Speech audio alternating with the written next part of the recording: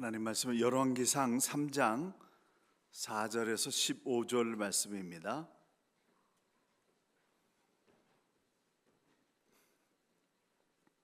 열왕기상 3장 4절에서 15절 함께 합독합니다. 같이 있습니다. 이에 왕이 제사하러 기브온으로 가니 거기는 산당이 큼이라. 솔로몬이 그 제단에 1000번제를 드렸더니 기브온에서 밤에 여호와께서 솔로몬의 꿈에 나타나시니라. 하나님이 이르시되 내가 내게 무엇을 줄꼬 너는 구하라. 솔로몬이 이르되 주의 종 내 아버지 다윗이 성실과 공의와 정직한 마음으로 주와 함께 주 앞에서 행함으로 주께서 그에게 큰 은혜를 베푸셨고 주께서 또 그를 위하여 이 큰 은혜를 항상 주사 오늘과 같이 그의 자리에 앉을 아들을 그에게 주셨나이다. 나의 하나님 여호와여, 주께서 종으로 종의 다윗을 대신하여 왕이 되게 하셨사오나 종은 작은 아이라 추리할 줄을 알지 못하고 주께서 택하신 백성 가운데 있나이다. 그들은 큰 백성이라 수요가 많아서 셀 수도 없고 기록할 수도 없사오니 누가 주의 이 많은 백성을 재판할 수 있사오리이까. 듣는 마음을 종에게 주사 주의 백성을 재판하여 선악을 분별하게 하옵소서. 솔로몬이 이것을 구하며 그 말씀이 주의 마음에 든지라. 이 하나님이 그에게 이르시되 내가 이것을 구하도다. 자기를 위하여 장수를 구하지 아니하며 부도 구하지 아니하며 자기의 원수의 생명을 멸하기도 구하지 아니하고 오직 송사를 듣고 분별하는 지혜를 구하였으니 내가 내 말대로 하여 내게 지혜롭고 총명한 마음을 주노니 내 앞에도 너와 같은 자가 없거니와 내 뒤에도 너와 같은 자가 일어남이 없으리라. 내가 구하지 아니한 부귀와 영광도 내게 주노니 내 평생의 왕들 중에 너와 같은 자가 없을 것이라.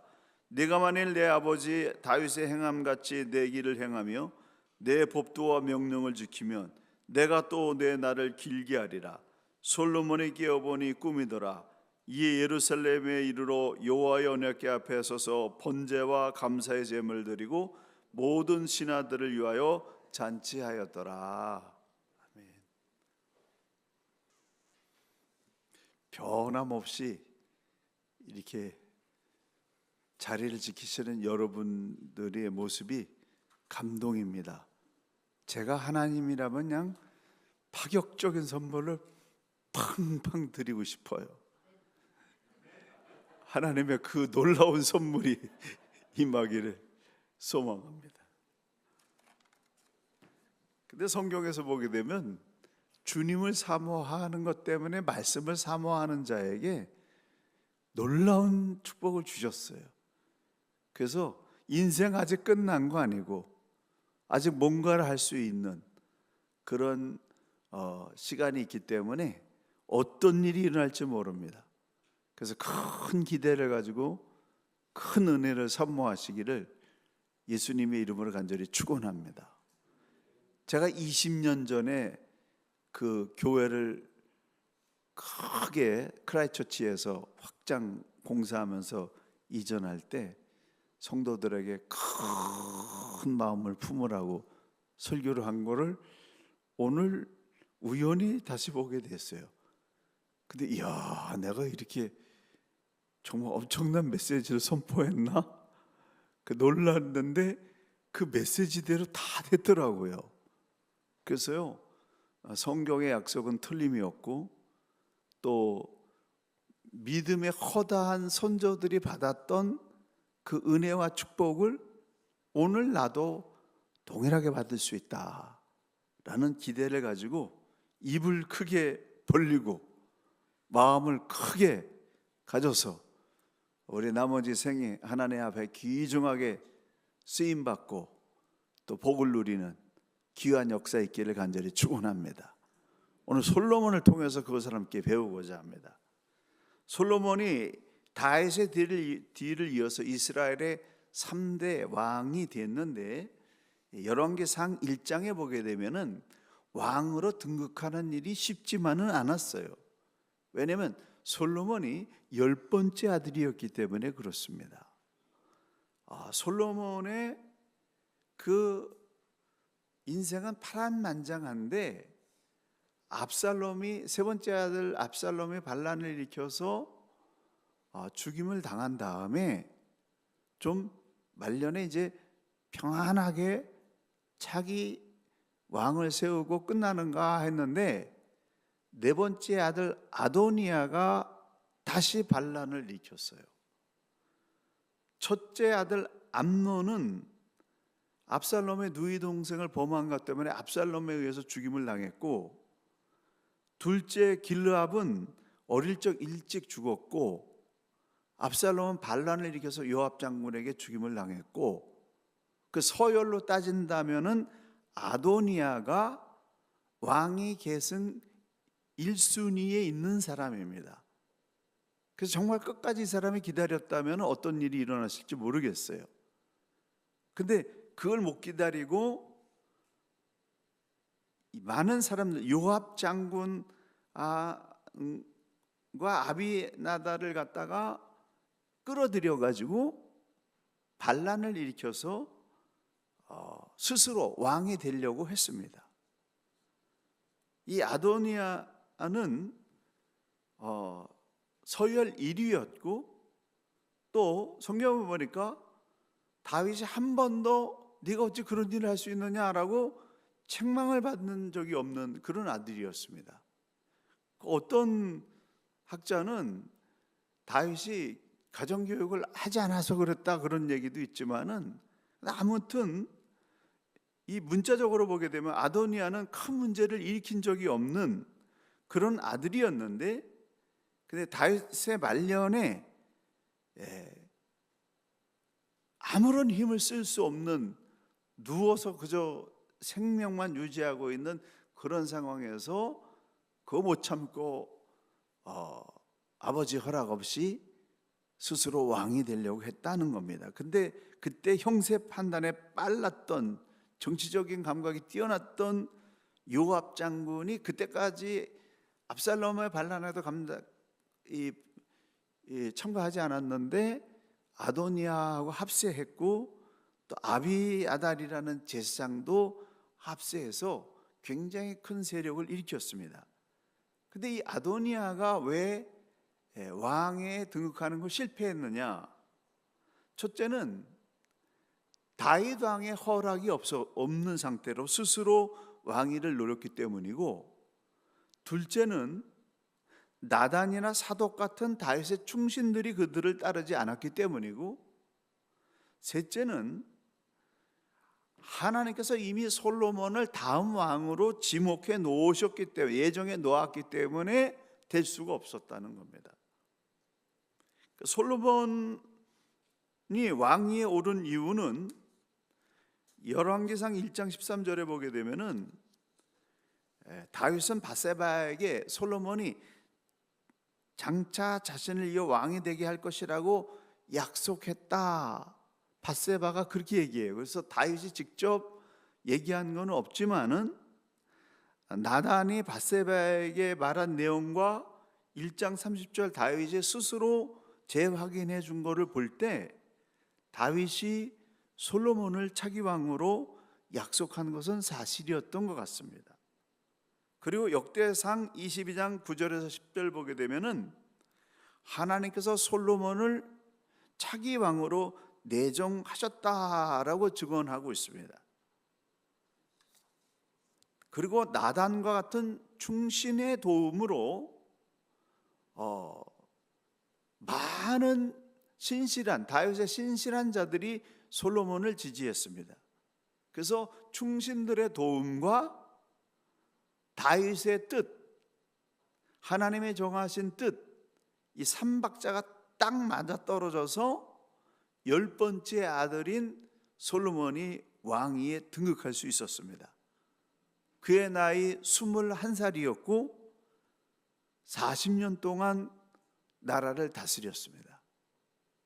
아마 우리가 지금 청빙위원들이 그냥 좀 적당히 하는 게 아니라 그냥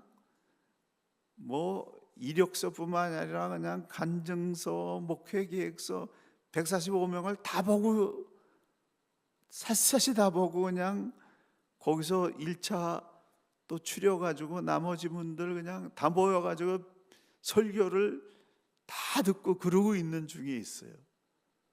그래서 심혈 기울여서 지금 뽑고 있는데 이제 결국 한 사람이 뽑히겠지요. 그래서 그분이 뽑혀가지고 청빙에 통과가 되고 나면은 아마 사람들이 다 놀랄 거예요. 아, 이분이 이래서 이렇게 됐구나. 아, 하나님이 이래서 내정하셨구나. 뭐 이런 것들이 그때 나타날 겁니다. 근데 지금은 아무도 모르지요. 근데 분명히 올해 타이틀을 잘 하셨어요. 하나님이 계획하시는 교회, 하나님의 계획이 분명히 성취될 줄로 믿습니다. 솔로몬을 볼 때 그랬다는 거죠. 그래서 자리는 하나님이 결정하시는 거예요. 아무리 되려고 애를 써도 하나님이 허락지 아니하시면 될 수 없고요. 하나님이 내정해 놨다면은 아무리 외부에서 뭐 문제를 일으켜도 될 사람은 된다. 그걸 보게 됩니다. 왕으로 등극한 다음에 솔로몬이 3년 동안 한 것이 있는데 3년 동안 뭘 했냐면은 나라의 체제를 정비하는 시간을 가졌는데 이 3년 동안 나라를 정비하는 과정에서 무엇을 했냐면은 인사 개편을 했어요. 아도니아를 처형하고 요압을 처형하고 시므이를 처형했습니다. 그리고 제사장 아비아달을 처형해야 되는데 아비아달은 다윗이 도피 생활할 때 또 압살롬의 반역 때 그때 하나님의 언약궤를 메고 다윗을 따랐던 공로가 있는 사람이었기 때문에 처형 대신에 직위를 해제시키고 고향으로 낙향을 시켰습니다. 이 아비아달은 사독 대제사장과 함께 2인 대제사장 체제를 그 솔로몬이 아비아달을 직위 해제시킬 때까지 쌍두마차를 이루는 영적인 리더였어요. 그런데 솔로몬이 이 아비아달을 직위 해제시킴으로 말미암아서 이원 체제의 대제사장직이 사독 계열의 일원 체제로 만들어졌고 이 사독이 계속해서 제사장으로서 그 후손들이 그 사역을 감당하게 되는 결과가 낳게 됐습니다. 아도니아가 처형을 당한 이유는 아도니아는 솔로몬이 왕으로 등극했다라는 소식, 자기들의 구테타가 실패됐다라고 하는 소식을 듣게 되자 죽게 됐구나. 어떻게 하면 살 수 있을까? 궁리하다가, 왜냐하면 부하들도 다 함께 했던 사람 다 도망갔으니까 살아남기 위해서 여호와의 장막으로 도망가서 번제단의 뿔을 잡고 용서를 구했습니다. 번제단의 뿔은 이 번제단의 모퉁이에 위로 뾰족하게 돌출된 그 부분이 네 구퉁이에 있는데 성경에서 뿔은 힘과 권능을 상징합니다. 그래서 이 번제단의 뿔은 하나님의 권능과 힘을 상징하는데요, 출애굽 시대부터 도피성과 같이 죄인들이 피할 수 있는 초소로 이 번제단의 뿔을 잡을 때 그 기능을 했다는 겁니다. 그래서 이 아도니아는 제단의 뿔을 잡고 하나님의 도우심을 구하면서 솔로몬에게 솔로몬의 종이라고 그렇게 표현하면서 살려달라고 간청을 했습니다. 그래서 솔로몬이 아도니아를 용서하는데요, 조건을 붙여서 용서를 했습니다. 열왕기상 1장 52절에 보게 되면 그가 만일 선한 사람일진데 그의 머리털 하나도 땅에 떨어지지 아니하려니와 그에게 악한 것이 보이면 죽으리라. 여기서 선한 사람이라고 하는 의미는 더 이상 왕권에 대한 미련을 버리고 조용히 지내는 것을 의미하는 것이고, 악한 것이 보이면이라는 의미는 다시 왕이 되겠다라고 하는 반역의 생각을 품으면 당신은 죽게 될 것이다. 그렇게 조건부 용서를 했습니다. 근데 아도니아가 다윗이 말년에 체온이 너무 떨어져 가지고 동침은 하지 않지만 다윗의 수발을 들었던 젊은 여인 아비삭이라고 하는 아리따운 여인이 있었는데, 아도니아가 바세바를 설득해 가지고 아비삭을 자기 아내로 삼게 해달라고 그렇게 솔로몬에게 요청하게 됩니다. 근데 이것 때문에 아도니아가 반역을 품은 자라고 처형을 당해요. 왜 아비삭을 원하는 것이 반역죄가 되었을까요? 고대 근동에서 이전 왕의 첩을 취하는 일은 사실상 후계자만이 할 수 있는 일이었습니다. 아비삭이 다윗과 동침한 관계는 아니었기 때문에 도덕적으로 문제가 없는 것처럼 보였지만, 백성들은 아비삭을 아도니아가 취하게 될 경우에는 아도니아를 정치적인 후계자라고 그렇게 사람들이 인정하면서 백성들의 마음이 흔들릴 수 있다라고 하는 걸 계산을 해가지고 마지막 그 저항을 한 거예요.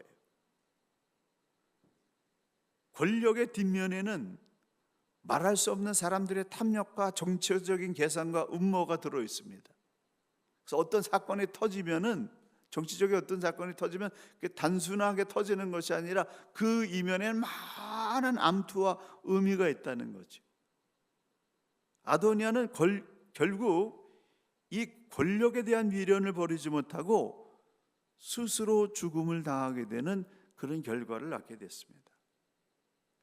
아도니아와 시므이에게는 기회를 주었지만은 그들의 탐욕 때문에 결국 시므이도 조건부 약속을 깬 것 때문에 죽임을 당합니다.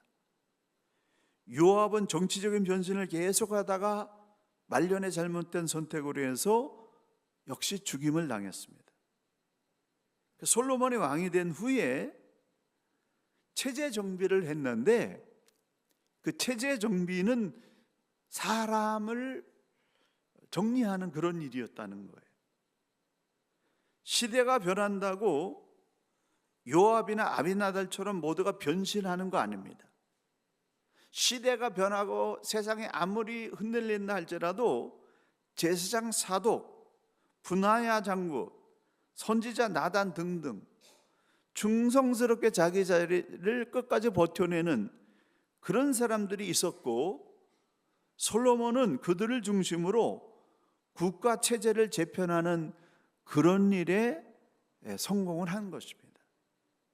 왕이 바뀌면 그 왕의 정치 이념과 뜻을 같이 하는 사람들로 참번진들이 바뀌는 것 당연합니다. 그래서 스포츠에서도 보게 되면은 감독이 바뀌게 되면은 코치진도 다 재편되는 거예요. 새로운 왕이 생각하는 정치 이념을 실현하고 새로운 감독이 생각하는 그런 이념을 코치진들이 따라줘야 되기 때문에 그럴 수밖에 없습니다. 교회에서도 담임 목사가 바뀌면은 인사 개편이 시작되는 것은 그것도 당연한 불가피한 일이다라는 것이죠. 그래서 그런 부분들도 우리가 마음의 준비는 해야 됩니다.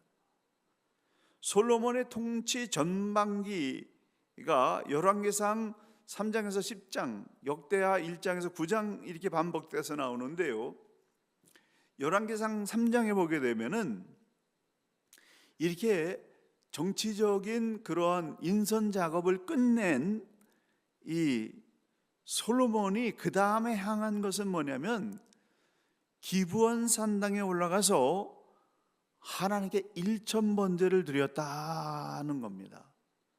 근데 1,000번제는 1,000일 동안 드렸다는 해석도 있고 1,000마리의 제물을 드렸다는 해석도 있습니다만은 어떤 모양인지 모르지만 인류 최초로 1,000번제를 하나님께 드린 거예요.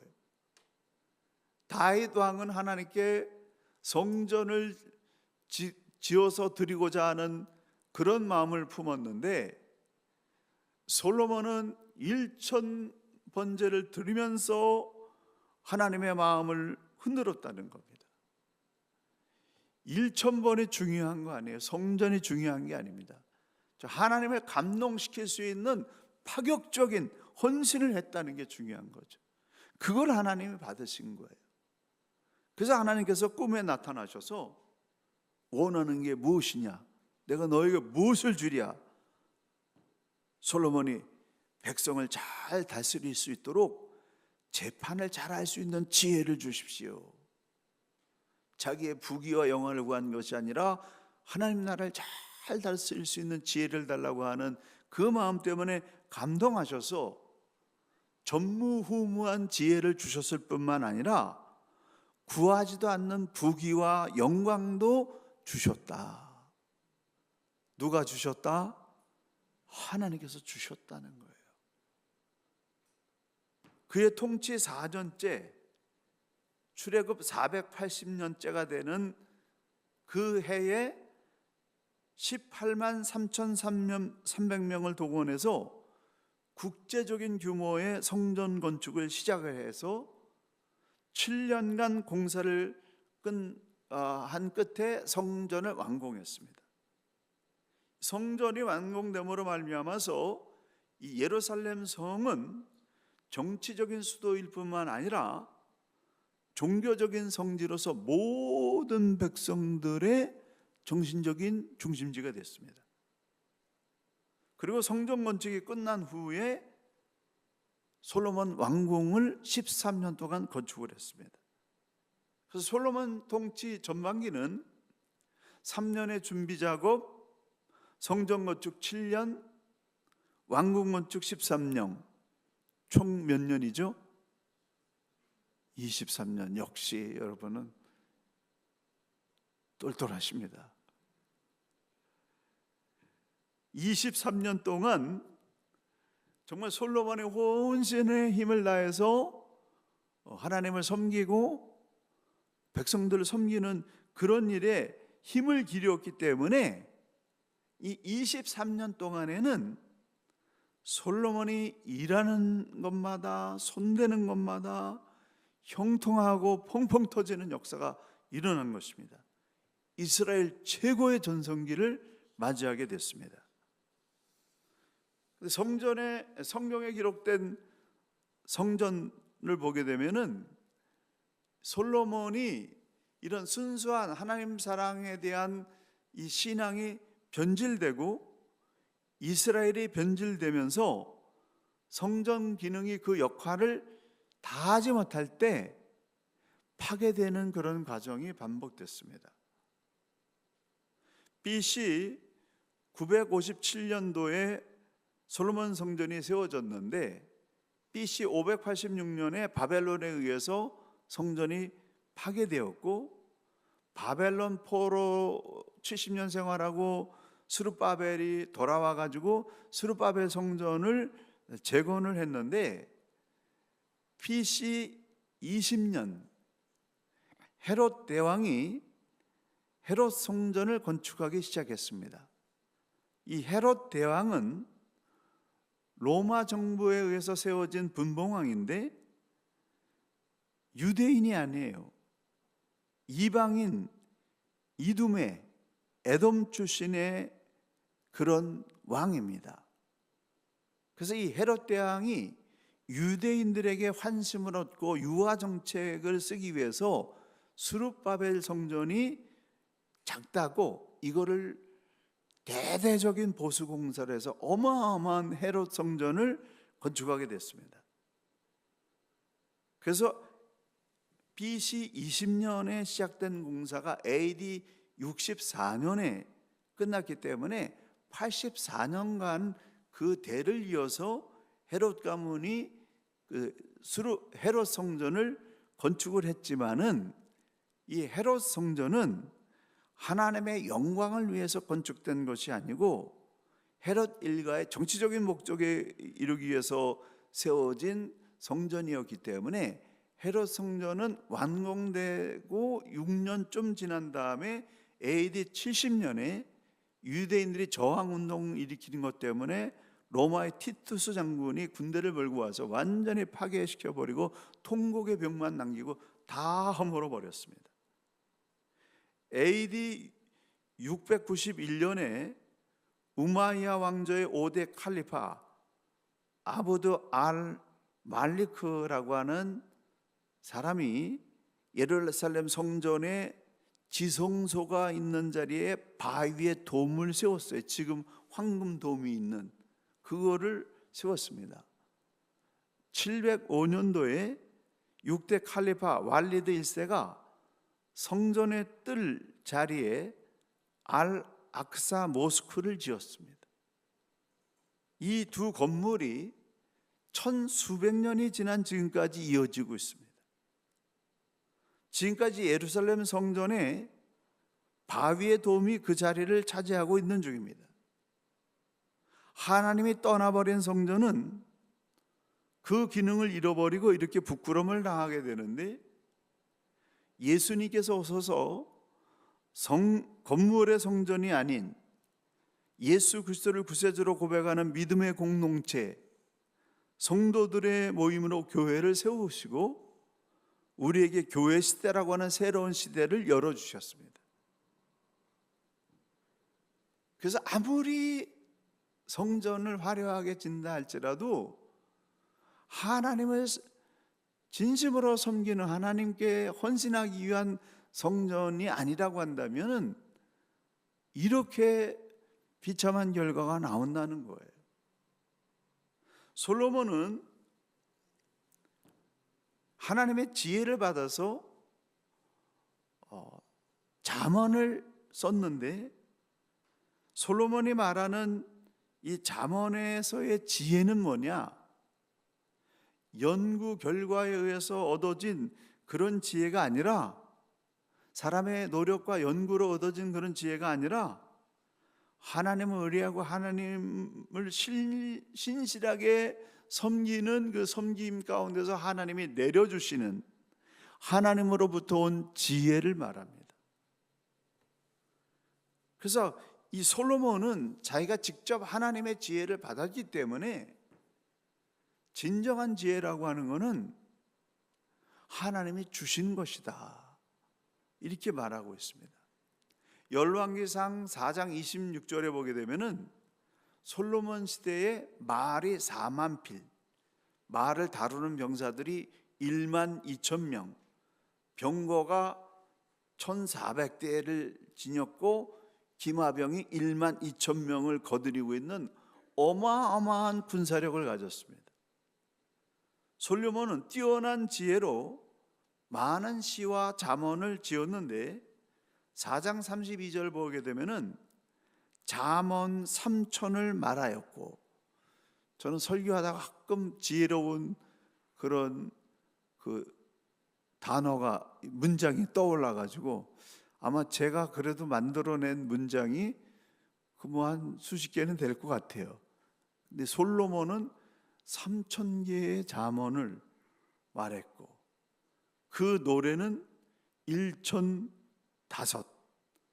그러니까 1,005개의 작사를 쓴 것이고, 초목을 논하고 레바논 백향목으로부터 담에 나는 우슬초까지를 논하고, 짐승과 새와 기어다니는 것과 물고기를 논하고, 모든 민족 중에서 솔로몬의 지혜의 소문이 퍼져가지고 천하 모든 왕들이 국가 경영을 할 수 있는 지혜를 얻기 위해서 솔로몬에게 올려드는 그런 일이 일어났습니다.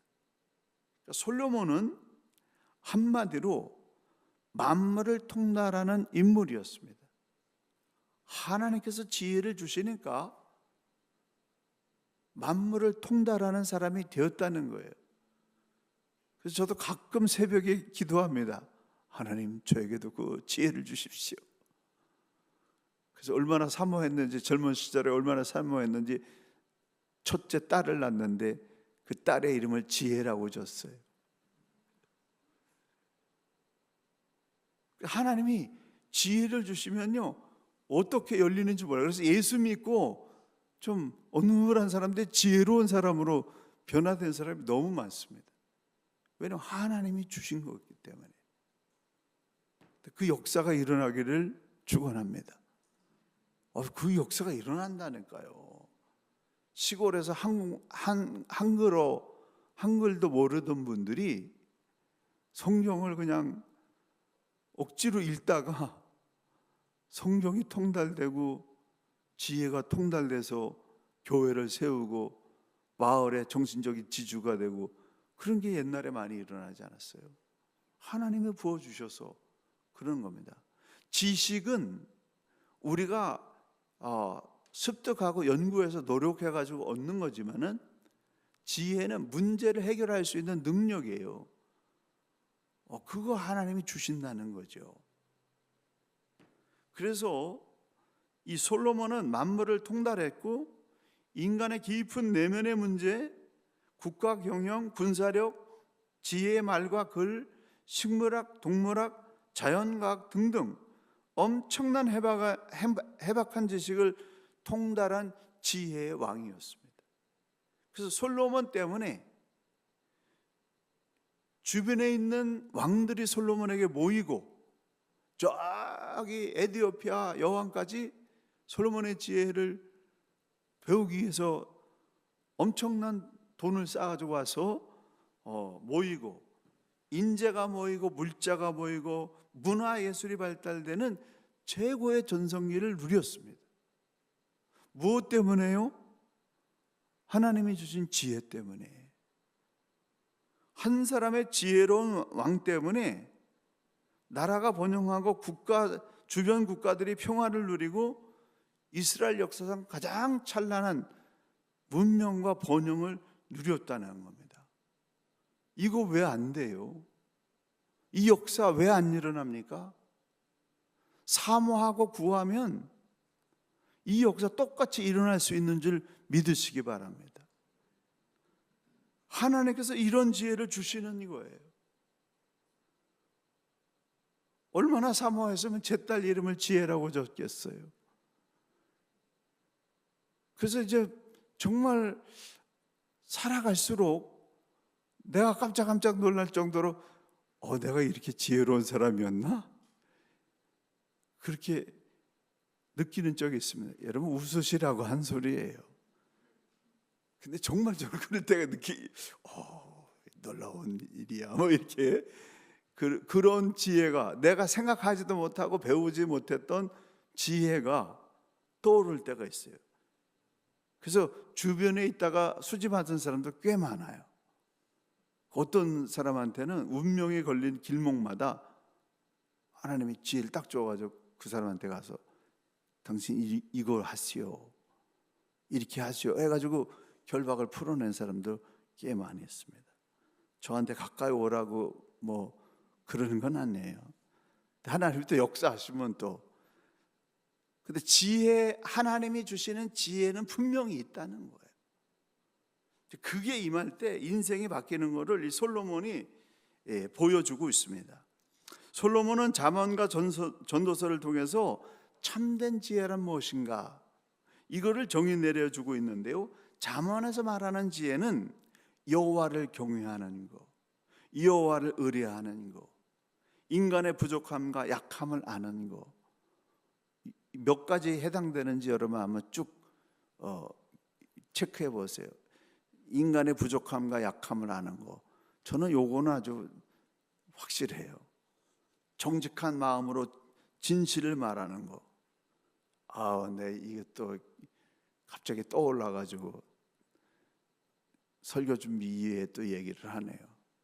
제가 군대 가지고 자대 배치를 받았습니다. 그래서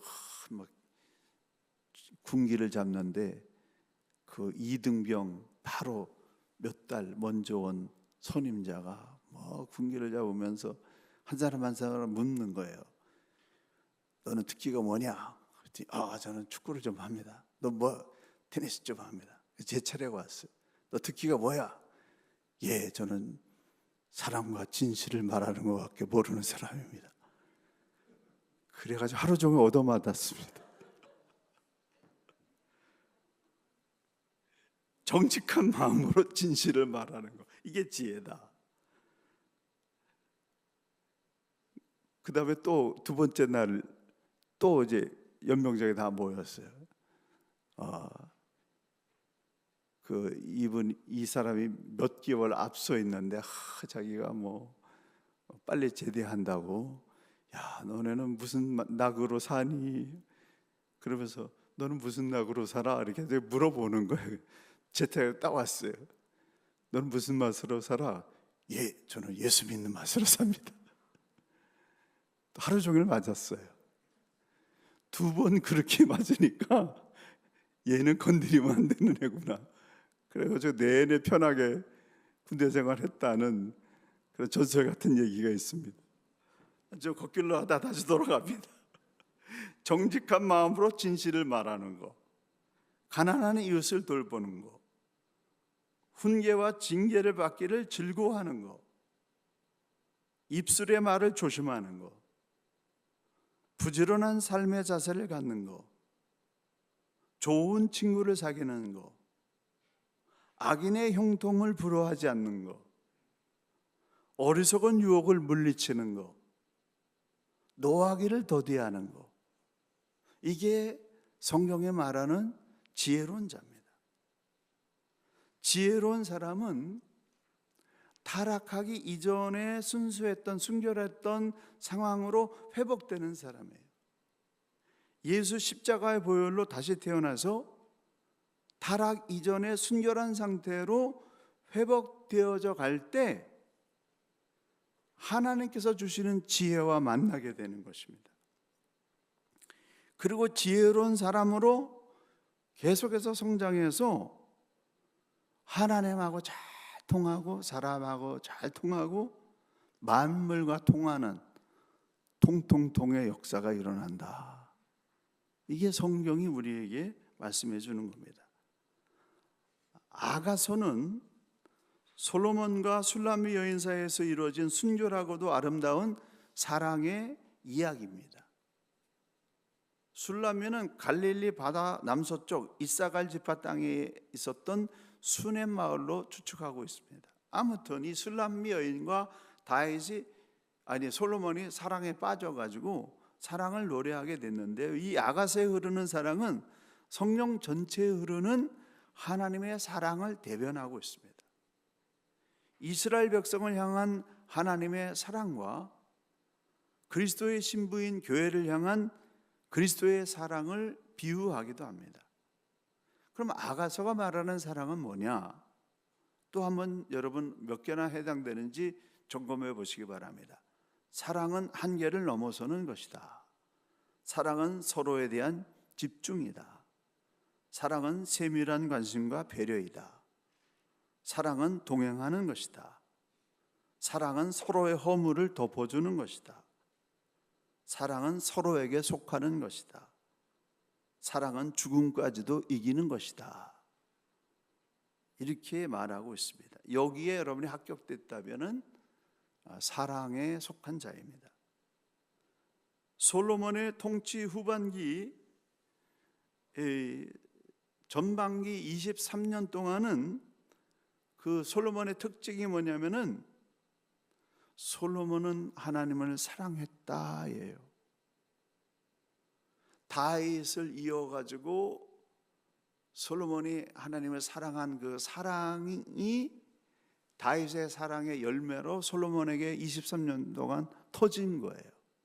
그래서 어마어마한 이스라엘 역사상 가장 찬란한 그런 영광의 꽃을 피웠는데, 근데 솔로몬 통치 후반에는 하나님을 사랑했던 마음의 중심을 잃어버렸습니다.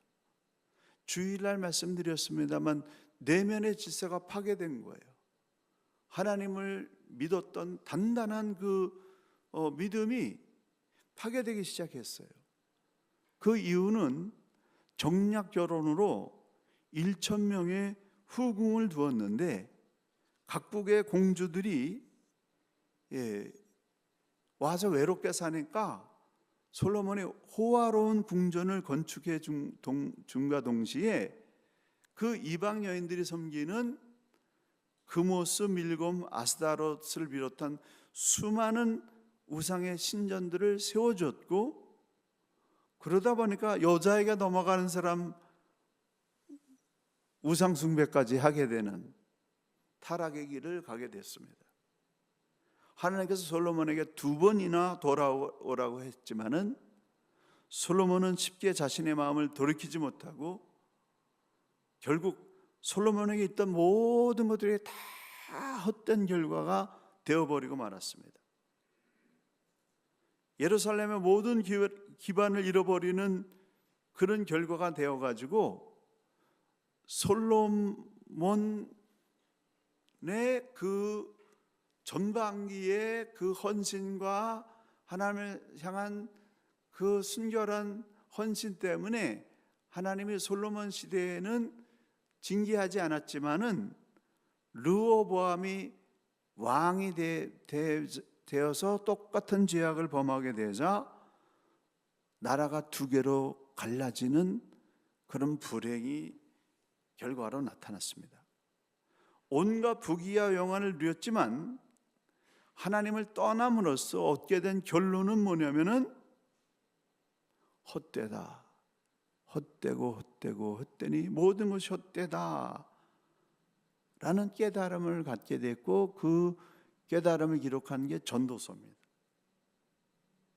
솔로몬의 지나친 건축으로 인한 강제 노역과 과도한 세금 징수로 인해서 솔로몬 시대 말기에는 이미 내부적으로 깊은 분열의 조짐을 안게 되었고, 그 결과가 아들 르호보암이 즉위하자마자 현실로 드러나게 되었다는 것이죠. 솔로몬이 마지막 당부를 한 것이 전도서 1장부터 12장의 내용입니다. 전도서의 인생 고백은 뭐냐면 사람의 수고가 헛되다. 해 아래 새로운 것은 없다. 즐거움도 헛되다. 인간지혜는 한계가 있다. 모든 인생은 흙으로 돌아간다. 재물로 만족할 수 없다. 그러면서 전도자가 행복한 인생을 살아가려면 이렇게 살라고 권면합니다. 선을 행하는 사람은 행복하다. 서로 돕는 사람은 행복하다.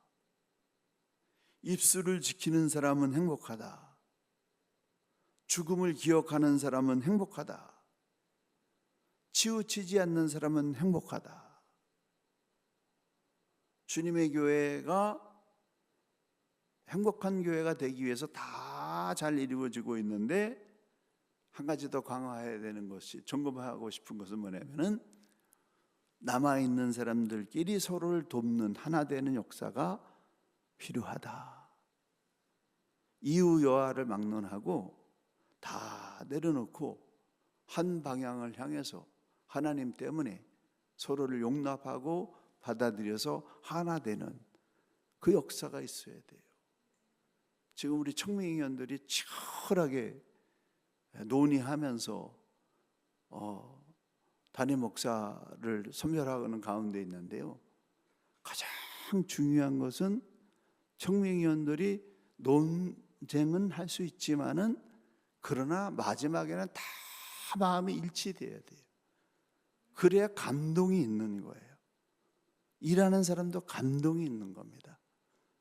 근데 그거 사람의 힘으로 안 돼요. 다 평생 각자 소견대로 살았기 때문에 그거를 하나로 맞추는 거 어렵습니다. 그래서 안 되기 때문에 성도들이 기도로 응원을 해줘야 돼요. 청년인원들이 한 마음 되게 해주십시오. 그리고 같은 걸 보게 해주십시오. 그 감동적으로 정말 같은 결론을 내릴 수가 있다는 거죠. 그래서 좋은 그런 꼭 맞는 그런 분을 선출하는 것도 중요하지만 선출하는 과정에서 하나됨을 경험하고 하나님의 터치, 하나님의 개입을 경험하는 그 경험이 청빙위원뿐만 아니라 모든 성도들이 같은 경험을 하면서 감동적으로 그 열매를 수확해야 됩니다. 그래서 전도자가 당부하기를 기억하라. 모두 다 하나님의 손에 있음을 기억하라. 모든 인생이 죄인임을 기억하라. 하나님의 심판을 기억하라. 이후에 노인이 될 것을 기억하라. 청년의 때 너의 창조자를 기억하라. 전도서가 인생의 무상과 덧없음을 선포하고 있지만은 그것은 전도서의 주제가 아닙니다.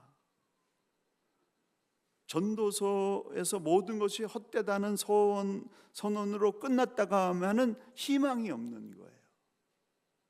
이 선언 뒤에는, 헛되다라고 하는 이 선언 뒤에는 헛됨을 극복할 수 있는 대안을 제시하고 있는데, 전도자가 제시하는 그 대안은 하루라도 젊었을 때 너의 주 창조주를 기억하라. 창조주를 기억하는 것만으로 지혜가 되고 결박이 풀리고 놀라운 역사를 경험하게 된다는 겁니다. 고난이 왔는가? 하나님을 기억하라. 갈 길을 잃었는가? 하나님을 기억하라. 한 마음이 안 됐는가? 모두가 하나님을 기억하라. 삶의 의미를 잃어버리고 허무한가? 하나님을 기억하라. 병들었는가? 하나님을 기억하라. 억울함을 당했는가? 하나님을 기억하라. 하나님을 기억하는 사람들이 모일 때 거기에 신앙 공동체가 생기고 거기에 하나님의 임재가 임하는 역사가 일어나는 것이다라고 해법을 제시하고 있습니다. 솔로몬과는 달리 다윗 왕은 왜 영원한 모든 믿는 사람들의 기준이 되고 표상이 됐는가? 최고의 정상에 섰을 때에도 하나님을 섬기는 것을 실천했던 왕은 다윗밖에 없어요. 열왕기 모든 왕들을 볼 때 1000번제를 드리며 하나님의 마음을 그렇게 움직였던 솔로몬은 어떻게 됐어요? 정상에서 무너졌어요. 그리고 여호사밧, 우시야, 히스기야 왕들도 하나님 잘 섬기다가 100만 대군을 물리치고 큰 영광을 차지하고 난 다음에 하나님의 손을 놓치면서 솔로몬과 똑같이 무너졌습니다. 정상에 서서 하나님을 버리지 않는 그런 왕은 다윗밖에 없었어요. 우리가 어렵고 힘들 때뿐만 아니고 잘 나갈 때, 번영할 때, 부흥할 때, 최정상에 섰을 때도 변함없이 신실하게 하나님을 섬기는 자가 된다면 그 사람을 하나님께서 다윗과 같이 쓰신다 라고 하는 거죠.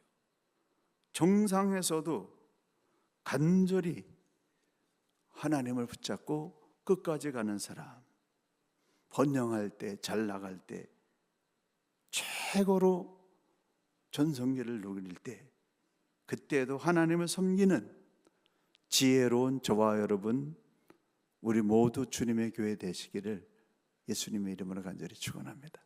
기도하시겠습니다. 하나님 감사합니다. 이 밤에도 변함없이 주의 전에 와서 하나님의 은혜를 사모하고 하나님을 기억하는 당신의 귀한 믿음의 사람들을 붙잡아 주시옵소서. 그래서 인생의 모든 결박들이 풀어지게 하시고 어둠이 떠나가게 도와주시고 이때까지 아버지 답답하게 막혀 있던 것들이 예수 그리스도의 이름으로 뻥 뚫리는 통쾌한 역사가 우리의 인생 가운데 이루어질 수 있도록 우리 하나님 역사하여 주시옵소서. 주님의 교회를 기억해 주셔서 모든 결박과 어두움이 나사렛 예수의 이름으로 기도하는 자들의 기도와 하나님을 기억하며 하나님을 간구하고 하나님의 도우심을 구하는 모든 이들의 그 마음을 통하여 아버지 결박이 풀어지고 새로운 시대가 열리는 하나님의 축복이 임하게 하여 주시옵소서. 예수님의 이름으로 간절히 기도 올리옵나이다. 아멘. 주기도문으로 예배를 마칩니다. 하늘에 계신 우리 아버지, 아버지의 이름을 거룩하게 하시며 아버지의 나라가 오게 하시며 아버지의 뜻이 하늘에서와 같이 땅에서도 이루어지게 하소서. 오늘 우리에게 일용할 양식을 주시고 우리가 우리에게 잘못한 사람을 용서해 준 것 같이 우리 죄를 용서해 주시고 우리를 시험에 빠지지 않게 하시고 악에서 구하소서. 나라와 권능과 영광이 영원히 아버지의 것입니다. 아멘.